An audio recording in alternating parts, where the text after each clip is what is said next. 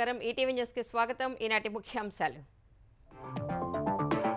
శ్రీవారి లడ్డూ కల్తీపై దర్యాప్తునకు స్వతంత్ర సిట్ కేంద్ర రాష్ట్ర అధికారులతో ఏర్పాటు సిబిఐ డైరెక్టర్ పర్యవేక్షణలో పనిచేయాలన్న సుప్రీంకోర్టు సుప్రీంకోర్టు నిర్ణయాన్ని స్వాగతించిన ఏపీ సర్కార్ చంద్రబాబుకు ఎదురుదెబ్బేనన్న జగన్ మాజీ సీఎంకే ప్రతికూలమన్న మంత్రి పయ్యావుల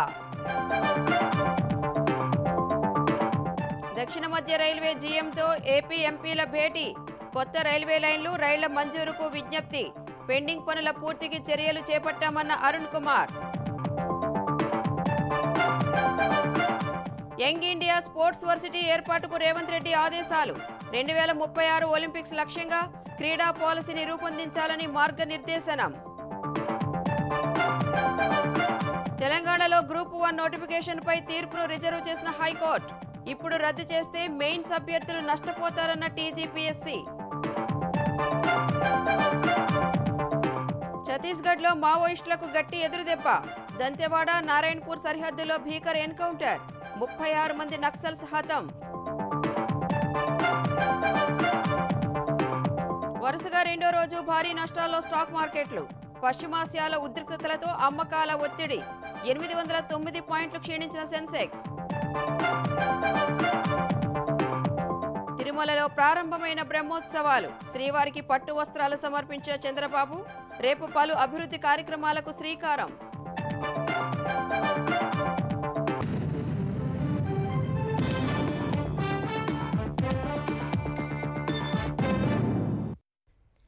తిరుమల శ్రీవారి లడ్డూ తయారీకి కల్తీ నెయ్యి సరఫరా చేసిన అంశాన్ని నిగ్గు తేల్చేందుకు సుప్రీంకోర్టు స్వతంత్ర సిట్ ఏర్పాటు చేసింది ఈ దర్యాప్తు కమిటీలో 2 సిబిఐ అధికారులు 2 ఆంధ్రప్రదేశ్ పోలీస్ అధికారులు సహా food safety standards authority of India FSSAI నుంచి ఒక సీనియర్ అధికారి ఉండాలని సుప్రీంకోర్టు నిర్దేశించింది సిబిఐ డైరెక్టర్ పర్యవేక్షణలో ఈ దర్యాప్తు కమిటీ పనిచేస్తుందని వివరించింది లడ్డూ కల్తీ వ్యవహారంపై స్వతంత్ర దర్యాప్తు జరిపించాలని దాఖలైన 4 పిటిషన్లపై విచారణను సుప్రీంకోర్టు ముగించింది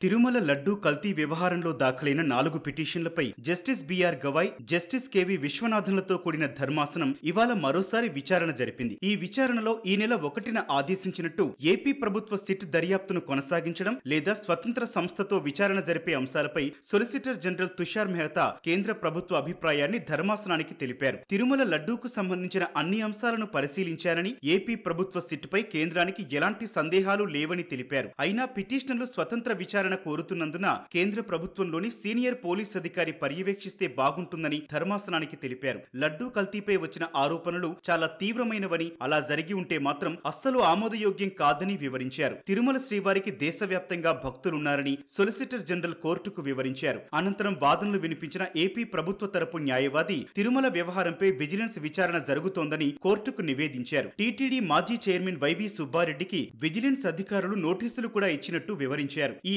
అంశాలను వైవి సుబ్బారెడ్డి దాచిపెట్టడంపై ధర్మాసనం ఆగ్రహం వ్యక్తం చేసింది రాజకీయ డ్రామాలకు కోర్టులను వేదిక చేయదలుచుకోలేదన్న ధర్మాసనం పిటిషనర్లు కోరినట్టు సుప్రీంకోర్టు మాజీ న్యాయమూర్తి పర్యవేక్షణలో లడ్డూ వ్యవహారంపై విచారణకు విముఖత చూపింది స్వతంత్ర సిట్ తో దర్యాప్తునకు ఆదేశించింది ఈ దర్యాప్తు కమిటీలో 2 సిబిఐ అధికారులు 2 ఏపీ పోలీస్ అధికారులు food safety standards authority of India FSSAI నుంచి ఒక సీనియర్ అధికారి ఉండాలని సుప్రీంకోర్టు నిర్దేశించింది సిబిఐ డైరెక్టర్ పర్యవేక్షణలో ఈ దర్యాప్తు కమిటీ పనిచేస్తుందని వివరించింది ఈ దర్యాప్తు కమిటీలో సిబిఐ నుంచి ఎవరు సభ్యులుగా ఉండాలో ఆ సంస్థ డైరెక్టర్ ఏపీ పోలీసు నుంచి ఎవరు ఉండాలనే అంశంపై డీజీపీ FSSAI అధికారిని ఆ సంస్థ చైర్మన్ కేటాయించాలని సుప్రీంకోర్టు తెలిపింది శ్రీవారి లడ్డూ అనేది కోట్లాది భక్తుల మనోభావాలకు సంబంధించిన అంశమన్న కోర్టు భక్తులకు భరోసా కల్పించడం కోసమే స్వతంత్ర దర్యాప్తు కమిటీ ఏర్పాటు చేస్తున్నట్లు తెలిపింది భక్తుల మనోభావాలతో కూడిన వ్యవహారాన్ని రాజకీయ లబ్ధి కోసం వాడుకోవద్దన్న కోర్టు కల్తీ నెయ్యి సరఫరా వ్యవహారానికి సంబంధించి దాఖలైన 4 పిటిషన్లపై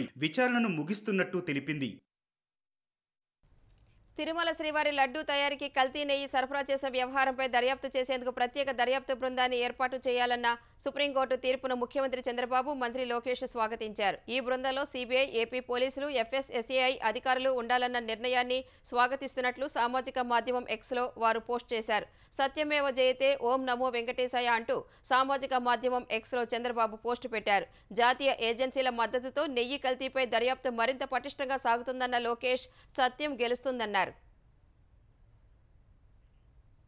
లడ్డూ తయారీకి కల్తీ నెయ్యి సరఫరా చేసిన వ్యవహారంపై దర్యాప్తు చేసేందుకు ప్రత్యేక దర్యాప్తు బృందాన్ని ఏర్పాటు చేస్తూ సుప్రీంకోర్టు తీర్పును ఏపీ ఉప ముఖ్యమంత్రి పవన్ కళ్యాణ్ స్వాగతించారు. స్వతంత్ర సిట్ విచారణలో సత్యం వెలుగు చూస్తుందని ఆయన విశ్వాసం వ్యక్తం చేశారు. కల్తీ నెయ్యి వినియోగంపై సనాతన ధర్మాన్ని విశ్వసించే వారంతా ఆందోళనతో ఉన్నారన్న పవన్, వైసీపీ హయాంలోనే ప్రసాదాలు, అన్నప్రసాదాల్లో నాణ్యత లోపించిందన్నారు. తప్పుడు నిర్ణయాలకు, అపవిత్ర చర్యలకు కారకులపై నిబంధనల ప్రకారం చర్యలు ఉంటాయని పవన్ స్పష్టం చేశారు. ఆంధ్రప్రదేశ్లో కూటమి పాలన వైఫల్యాల నుంచి ప్రజల దృష్టి మరల్చేందుకే సీఎం చంద్రబాబు తిరుమల లడ్డూ వివాదాన్ని తెరపైకి తెచ్చారని వైసీపీ అధ్యక్షుడు జగన్ విమర్శించారు. చంద్రబాబు స్వయంగా వేసుకున్న సిట్టును సైతం రద్దు చేయడం ద్వారా సుప్రీంకోర్టు ఆయనకు మొట్టికాయలు వేసిందన్నారు. ఈ విషయంలో సుప్రీంకోర్టు ఆగ్రహం వ్యక్తం చేసినా చంద్రబాబుల పశ్చాత్తాపం ఏమీ లేదని విమర్శించారు. ఇప్పటికైనా ప్రజలకు, భక్తులకు చంద్రబాబు క్షమాపణ చెప్పాలన్నారు.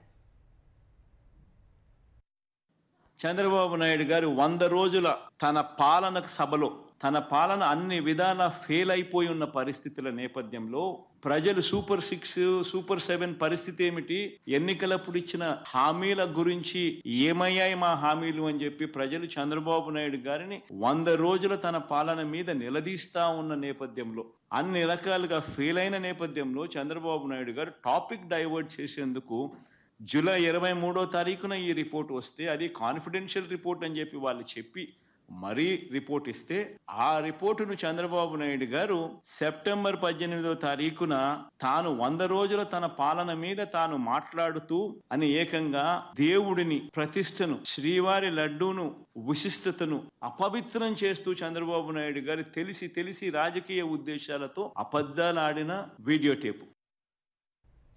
సుప్రీంకోర్టు తీర్పు కాపీ రాకముందే జగన్ మీడియా సమావేశం పెట్టి వక్రీకరించారని ఏపీ ఆర్థిక శాఖ మంత్రి పయ్యావుల కేశవ్ మండిపడ్డారు. డిక్లరేషన్ ఇవ్వాల్సి వస్తుందని తిరుమలకు వెళ్లని జగన్ తిరుమల విశిష్టతపై మాట్లాడటం దురదృష్టకరమని చెప్పారు. హైదరాబాద్ ఎన్టీఆర్ ట్రస్ట్ భవన్లో మాట్లాడిన పయ్యావుల న్యాయస్థానం ఇచ్చిన తీర్పు ప్రతిని చదవాలని జగన్కు సూచించారు. చంద్రబాబుపై దుమ్మెత్తిపోయడానికే మీడియా సమావేశం పెట్టినట్లు ఉందని దుయ్యబట్టారు. మేము ఏ అధికారులను అయితే వేశామో వాళ్ళకి వెరీ గుడ్ రెప్యుటేషన్ అన్నటువంటి దాని రికార్డ్ మెన్షన్ చేసింది. మొట్టికాయలు ఎవరికి పడ్డాయి ఇక్కడ? రెండోది సిబిఐ ఎంక్వైరీ కాదు కదా, ఇది సిట్టు. దాంట్లో 2 మెంబర్లు, ఇంకో ఎక్స్ట్రా మెంబర్లు వచ్చారు. ఇవాళ జగన్మోహన్ రెడ్డి గారు ఆత్మరక్షణలో పడి విలవిల్లాడుతున్నాడు. ఒకవైపు నైరాశ్యంలో ఉన్నటువంటి క్యాడరు, మరోవైపు విడిచిపెట్టిపోతున్నటువంటి లీడర్షిప్, ఉన్న నమ్మకం కూడా కొట్టుకుపోతున్నటువంటి భయంతో ప్రతిరోజు మీడియా ముందుకు వచ్చి మాట్లాడుతూ ఉన్నాడు. స్కిల్ వర్సిటీ బోర్డు తరహాలో స్పోర్ట్స్ బోర్డు ఏర్పాటు చేస్తామని సీఎం రేవంత్ రెడ్డి స్పష్టం చేశారు. సచివాలయంలో ఉన్నతాధికారులతో సమావేశమైన సీఎం క్రీడా పాలసీపై సమీక్ష నిర్వహించారు. 2036 ఒలింపిక్స్ దృష్టిలో ఉంచుకుని పాలసీ సిద్ధం చేయాలని అధికారులకు రేవంత్ రెడ్డి ఆదేశాలు జారీ చేశారు. పతకాలు సాధించే క్రీడాకారులకు ఇచ్చే ప్రోత్సాహకాలపై అధ్యయనం చేయాలని సూచించారు. గచ్చిబౌలి స్టేడియంలో young India physical education and sports varsity, young India academy ఏర్పాటు చేయాలని ఆదేశించారు. హైదరాబాద్లోని ప్రధాన స్టేడియాలన్నింటినీ ఒకే హబ్గా తీర్చిదిద్దాలని అధికారులకు రేవంత్ రెడ్డి ఆదేశాలు జారీ చేశారు. హైదరాబాద్ కేబీఆర్ పార్క్ చుట్టూ ట్రాఫిక్ సమస్య తీర్చేందుకు జీహెచ్ఎంసీ తలపెట్టిన జంక్షన్ల అభివృద్ధికి ప్రభుత్వం పచ్చజెండా ఊపింది. హెచ్సీ ఐటీఐ ప్రాజెక్టులో భాగంగా కేబీఆర్ పార్క్ చుట్టూ 6 జంక్షన్ల అభివృద్ధికి పరిపాలన అనుమతులు ఇస్తూ తెలంగాణ పురపాలక శాఖ ఉత్తర్వులు జారీ చేసింది. మొత్తం 826 కోట్ల రూపాయలతో 2 దశల్లో 6 జంక్షన్లను అభివృద్ధి చేయనున్నారు. తొలి దశలో జూబ్లీహిల్స్ చెక్పోస్ట్, కేబీఆర్ ఎంట్రన్స్ జంక్షన్లు, రెండో దశలో రోడ్ నెంబర్ 45, ఫిలిం నగర్, మహారాజా అగ్రసేన్ క్యాన్సర్ ఆసుపత్రి జంక్షన్లను ఈపీసీ విధానంలో అభివృద్ధి చేయనున్నట్లు ప్రభుత్వం వెల్లడించింది. జీహెచ్ఎంసీకి ఈ ఆర్థిక సంవత్సరం రాష్ట్ర బడ్జెట్లో కేటాయించిన నిధుల నుంచి ఈ ప్రాజెక్టుకు ఖర్చు చేయనున్నారు. తెలంగాణలో గ్రూప్ 1 నోటిఫికేషన్ విషయంలో దాఖలైన పిటిషన్పై విచారణ ముగించిన హైకోర్టు తీర్పును రిజర్వ్ చేసింది. 2022లో జారీ చేసిన గ్రూప్ 1 నోటిఫికేషన్ రద్దు చేయకుండానే మరో నోటిఫికేషన్ జారీ చేయడం, ప్రాథమిక కీలోని అభ్యంతరాలను పట్టించుకోకపోవడాన్ని సవాలు చేస్తూ దాఖలైన వేర్వేరు పిటిషన్లపై హైకోర్టు విచారణ జరిపింది. గ్రూప్ 1 పరీక్షల కీపై అభ్యంతరాలు స్వీకరించి సబ్జెక్టు నిపుణుల కమిటీ ఆమోదం తర్వాతే ఫలితాలు విడుదల చేసినట్లు ఈ విచారణలో టీజీపీఎస్సీ కోర్టుకు నివేదించింది. మెయిన్స్ పరీక్ష జరగనున్న వేళ కోర్టుల జోక్యంతో అభ్యర్థులకు నష్టం జరుగుతుందని పేర్కొంది. కొందరికి ప్రశ్నలు అర్థం కానంత మాత్రాన అవి తప్పులైనట్లు కాదని పేర్కొంది. పరీక్షల్ని నిష్పాక్షికంగా నిర్వహిస్తున్నామని, పిటిషన్లను కొట్టేయాలని టీజీపీఎస్సీ హైకోర్టును కోరింది. అన్ని పక్షాల వాదనలు విన్న కోర్టు విచారణ ముగించింది. తీర్పు వాయిదా వేసింది. గత వైసీపీ ప్రభుత్వ వైఫల్యం వల్లే రైల్వేలో ఆంధ్రప్రదేశ్ వెనుకబడిందని తెలుగుదేశం ఎంపీలు విమర్శించారు. రైల్వే ప్రాజెక్టులకు భూములు కేటాయించనందునే సమస్యలు తిష్టవేశాయని ఆరోపించారు. దక్షిణ మధ్య రైల్వే జీఎం అరుణ్ కుమార్ జైన్తో సమావేశమైన ఎంపీలు ఏపీలోని రైల్వే పెండింగ్ ప్రాజెక్టులపై చర్చించారు. కొత్త రైల్వే లైన్లు, కొత్త రైళ్లు మంజూరు చేయాలని జీఎంను కోరారు. ఆర్ఓబీలు, ఆర్యూబీలు అభివృద్ధి చేయాలని కోరినట్లు విజయవాడ ఎంపీ కేశినేని చిన్ని చెప్పారు. విజయవాడలో డ్రైనేజీ సమస్య రైల్వేతో ముడిపడి ఉందన్న కేశినేని అన్ని శాఖల అధికారులతో కమిటీ ఏర్పాటు చేయాలని విజ్ఞప్తి చేశారు. ఇందుకు జీఎం అరుణ్ కుమార్ సానుకూలంగా స్పందించినట్లు కేశినేని చెప్పారు. రైల్వే అధికారులు ఒకటే చెప్పారు, గత ప్రభుత్వంలో మేము ఎన్నో ప్రపోజల్స్ పెట్టాం, ఒక్క ప్రపోజల్ కూడా భూమి సేకరణ అనేది అడ్డంకిగా మారింది. ఎక్కడెక్కడైతే ఆర్ఓబీలు అవసరం ఉన్నాయో, ఎక్కడైతే రైల్వే అండర్ బ్రిడ్జ్లు అవసరం ఉన్నాయో ఇవన్నీ కూడా పూర్తి చేస్తామని తెలియజేయడం జరిగింది.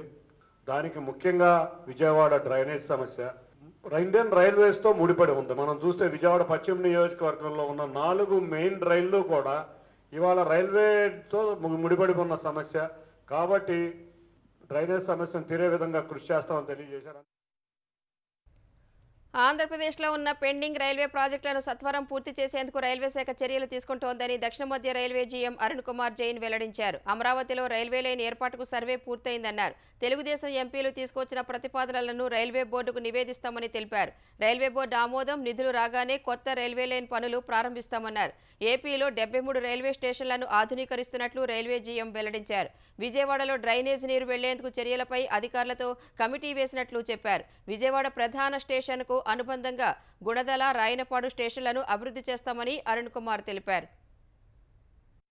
In Andhra Pradesh, 73 stations have been taken up for redevelopment under Amrit Bharat Station Scheme. These stations are called Amrit stations. Out of those 73 stations, 56 stations are in the jurisdiction of South Central Railway, and we'll be spending 2,593 crores for redevelopment of these stations. The major redevelopment at Tirupati and Nellore, these two stations are being developed, Tirupati at 311 crores and Nellore at 103 crores. Telugu Desam ప్రధాన కార్యాలయంపై దాడి కేసులో ముందస్తు bail YCP నేత సజ్జల రామకృష్ణారెడ్డి దాఖలు చేసిన పిటిషన్పై విచారణను high court ఈ నెల 25కు వాయిదా వేసింది. అప్పటి వరకు పిటిషనర్పై ఎలాంటి తొందరపాటు చర్యలు చేపట్టరాదని కోర్టు పోలీసులను ఆదేశించింది. ముందస్తు బెయిల్ కోసం సజ్జల దాఖలు చేసిన పిటిషన్పై ఇవాళ విచారణ జరిపిన కోర్టు ఈ మేరకు ఉత్తర్వులిచ్చింది. తెలుగుదేశం కార్యాలయంపై దాడి కేసులో నిందితుడు వైసీపీ మాజీ ఎంపీ నందిగం సురేష్కు హైకోర్టు షరతులతో కూడిన బెయిల్ మంజూరు చేసింది. నందిగం సురేష్ వేసిన బెయిల్ పిటిషన్పై ఇవాళ విచారణ పూర్తి చేసిన కోర్టు ఆయనకు బెయిల్ మంజూరు చేస్తూ ఉత్తర్వులిచ్చింది. ప్రస్తుతం గుంటూరు జిల్లా జైల్లో ఉన్న నందిగం సురేష్ అక్కడి నుంచి విడుదల కానున్నారు.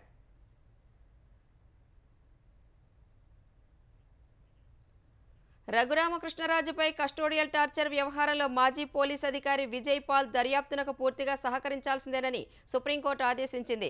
రఘురామ కస్టోడియల్ టార్చర్ వ్యవహారంలో విజయ్ పాల్ వేసిన పిటిషన్పై సుప్రీంకోర్టు విచారణ చేపట్టింది. విజయ్ పాల్ తరపున సీనియర్ లాయర్లు అభిషేక్ మను సింఘ్వి, సిద్ధార్థ దవే హాజరు కావడంపై ధర్మాసనం ఆశ్చర్యం వ్యక్తం చేసింది. ఇద్దరు సీనియర్లు సరిపోతారా అని వ్యాఖ్యానించింది. విజయ్ పాల్ విచారణకు పూర్తిగా సహకరించాలని తేల్చి చెప్పింది. తదుపరి విచారణ వరకు ఎలాంటి కఠిన చర్యలు తీసుకోవద్దని ధర్మాసనం సూచించింది. ప్రతివాదులకు నోటీసులు జారీ చేసింది. ఎన్ని ఆటంకాలు ఎదురైనా మూసీ ప్రక్షాళన పూర్తి చేస్తామని తెలంగాణ రోడ్లు భవనాల శాఖ మంత్రి కోమటిరెడ్డి వెంకటరెడ్డి స్పష్టం చేశారు. మూసీ సుందరీకరణకు ప్రభుత్వం ఇప్పటికే ప్రణాళిక సిద్ధం చేసిందన్నారు. అసోచామ్ ఆధ్వర్యంలో అర్బన్ ఇన్ఫ్రాస్ట్రక్చర్ సదస్సులో మంత్రి పాల్గొన్నారు. గత బీఆర్ఎస్ హయాంలోనే మూసీ నది ఆక్రమణలపై మార్కింగ్ చేశారన్న వెంకటరెడ్డి ఇప్పుడు రాజకీయ లబ్ధి కోసం ప్రతిపక్షాలు రాద్ధాంతం చేస్తున్నాయని విమర్శించారు. జీహెచ్ఎంసీని 4 కార్పొరేషన్లుగా విభజించి ఎన్నికలకు వెళ్లే అంశం పరిశీలనలో ఉందన్నారు. మరో 2 నెలల్లో రీజనల్ రింగ్ రోడ్డుకు టెండర్లు పిలుస్తామని వెంకటరెడ్డి తెలిపారు. మా గవర్నమెంట్, మీ మినిస్టర్స్, సీఎం గారు ఒక ప్లాన్ చేసుకున్నాం. 20, 30, 40,000 క్రోర్స్ సబర్మతి, నమామి గంగా లాంటి ప్రాజెక్ట్ క్లీన్ చేసినప్పుడు మనం ఎందుకు చేయకూడదు? వాళ్ళు కావాలని బ్లేమ్ చేయాలని చేస్తున్నారు. ఎట్టి పరిస్థితుల్లో మూసీని క్లీన్ చేస్తాం. మూసీ క్లీన్ చేసిన తర్వాత ఒక టూరిజం ప్లేస్ లాగా అవుతుంది. కేటీఆర్ గారు మున్సిపల్ మినిస్టర్ ఉన్నప్పుడు డిమార్క్ చేసిండ్రు, ఆయన స్టార్ట్ చేస్తున్నారు మూసీ డెవలప్మెంట్ ఫండ్ అని. జైకాతో కూడా 1000 crores అడ్వాన్స్ లోన్ కూడా తీసుకున్నాం. ఈ రోజు మేము మార్కింగ్ చేసి మేము చేద్దామంటారకే స్టార్టెడ్ ద రిజిస్ట్రేషన్. అజీజ్ నగర్లో తన కుటుంబీకుల ఫామ్ హౌస్కు సంబంధించి ఒక్క అంగుళమైన ఎఫ్టీఎల్ బఫర్ జోన్ పరిధిలో ఉంటే కూల్చేయాలని రాజ్యసభ మాజీ సభ్యుడు కేవీపీ రామచంద్రరావు స్పష్టం చేశారు. ఈ మేరకు సీఎం రేవంత్ రెడ్డికి 3 పేజీల లేఖ రాశారు. కాంగ్రెస్ పార్టీ నేతగా తనకు ఎలాంటి మినహాయింపులు అవసరం లేదన్నారు. సాధారణ పౌరుడి పట్ల చట్టం ఎలా ఉంటుందో తనతో అలాగే వ్యవహరించాలని కోరారు. ఈ అంశంలో తాను జోక్యం చేసుకోబోనని స్పష్టం చేశారు. సొంత ఖర్చుతో ఫామ్ హౌస్ కూల్చేందుకు సిద్ధంగా ఉన్నట్లు గతంలో చెప్పానని కేవీపీ గుర్తు చేశారు. ప్రభుత్వ నిబంధనలు అందరికీ ఒకటే అని, తన ఫామ్ హౌస్ నిబంధనలకు విరుద్ధంగా ఉంటే తానే కూల్చేస్తానని కాంగ్రెస్ నేత పట్నం మహేందర్ రెడ్డి మరోమారు స్పష్టం చేశారు. నిర్మాణాలు చట్ట ప్రకారమే ఉన్నాయని, అధికారులు రిపోర్ట్ ఇచ్చినా కేటీఆర్ పదే పదే కూల్చివేయాలని డిమాండ్ చేస్తున్నారని ఆవేదన వ్యక్తం చేశారు. ఎఫ్టీఎల్ బఫర్ జోన్లో తన ఫామ్ హౌస్ ఉన్నట్లు కేటీఆర్ నిరూపిస్తే తక్షణమే దాన్ని కూల్చివేస్తానని మహేందర్ రెడ్డి చెప్పారు. తెలంగాణలో 20 లక్షల మందికి రుణమాఫీ కాలేదంటూ వ్యవసాయ మంత్రి తుమ్మల నాగేశ్వరరావు చేసిన ప్రకటనతో 100% రుణమాఫీ చేశామంటూ ముఖ్యమంత్రి రేవంత్ రెడ్డి మాటల్లోని డొల్లతనం బయటపడిందని బీఆర్ఎస్ కార్యనిర్వాహక అధ్యక్షుడు కేటీఆర్ విమర్శించారు. 2023 డిసెంబర్ 9న ఏకకాలంలోనే రుణమాఫీ చేస్తామని దగా చేసి 10 నెలలైనా 20 లక్షల మందికి మాఫీ చేయకుండా మోసం చేస్తున్నారని సామాజిక మాధ్యమం ఎక్స్లో కేటీఆర్ పోస్ట్ పెట్టారు. 2 లక్షల రుణమాఫీ పూర్తి చేస్తామన్న సీఎం మాటలు నైవంచన కాక మరేంటని కేటీఆర్ ప్రశ్నించారు. ఇవ్వాల్సిన రైతు బంధు సీజన్ ముగిసినా ఇవ్వలేదని విమర్శించారు. తిరుమల శ్రీవారి సాలకట్ల బ్రహ్మోత్సవాలు ప్రారంభమయ్యాయి. ఈ సాయంత్రం ధ్వజారోహణంతో ఉత్సవాలను ప్రారంభించారు. ముక్కోటి దేవతలను ఆహ్వానిస్తూ గరుడ పటాన్ని అర్చకులు ఎగరవేశారు. అనంతరం సీఎం చంద్రబాబు దంపతులు ఉత్సవాలకు హాజరయ్యారు. తొలుత బేడి ఆంజనేయస్వామి ఆలయానికి వెళ్లిన సీఎం అక్కడి నుంచి పట్టు వస్త్రాలు తీసుకువెళ్లారు. ఆ తర్వాత శ్రీవారికి ప్రభుత్వం తరపున చంద్రబాబు సతీ సమేతంగా పట్టు వస్త్రాలు సమర్పించారు. రేపు తిరుమలలో పలు అభివృద్ధి కార్యక్రమాలను సీఎం ప్రారంభించనున్నారు. అత్యాధునిక వసతులతో ఏర్పాటు చేసిన వకుళామాత సెంట్రలైజ్డ్ కిచెన్ను చంద్రబాబు ప్రారంభించనున్నారు.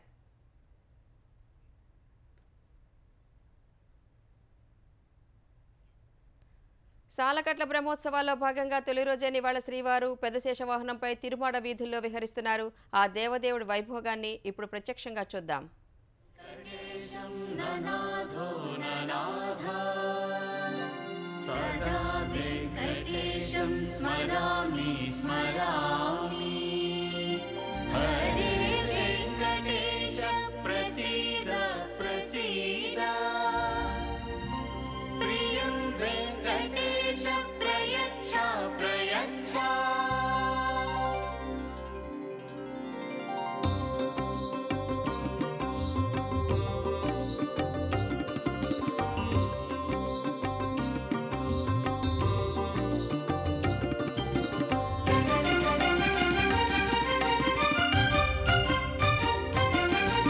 నారాయణుని నామము పలికి పులకరించపుడమీ సర్వకాలము స్వామి రూపము చిద్విలాసలహరి.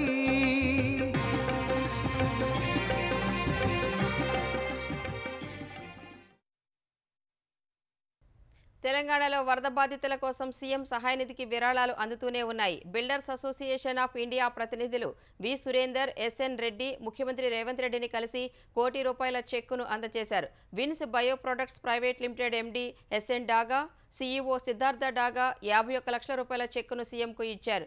The citizen cooperative society limited MD KV Subbaiah, director Somalingam Goud ₹10 లక్షల చెక్కును అందజేశారు. ఆంధ్రప్రదేశ్లో వరద బాధితులను ఆదుకునేందుకు విరాళాలు అందుతూనే ఉన్నాయి. ఉండవల్లిలోని నివాసంలో ఏపీ విద్యాశాఖ మంత్రి నారా లోకేష్ను కలిసి పలువురు విరాళాలు అందజేశారు. గుంతకల్లు ఎమ్మెల్యే గుమ్మనూరు జయరాం ఆధ్వర్యంలో పి ఈశ్వర్ కుమార్ 5 లక్షలు, కె కళ్యాణ్ బాబు 3 లక్షలు విరాళం ఇచ్చారు. హైదరాబాద్కు చెందిన ఎడ్లపల్లి సుస్మిత లక్ష్మ 11,111, అమెరికా డాలర్స్కు చెందిన కనికంటి సింధూర 1,00,000 విరాళం అందజేశారు.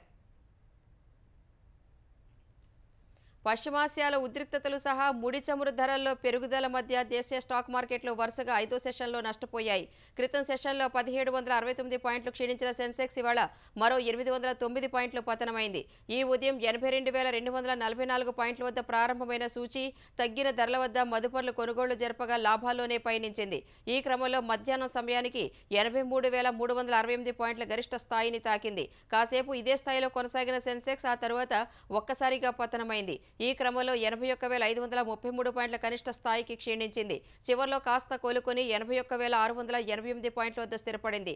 జాతీయ స్టాక్ ఎక్స్చేంజీ సూచి 200 పాయింట్లు క్షీణించి 25,050 పాయింట్ల వద్ద ముగిసింది.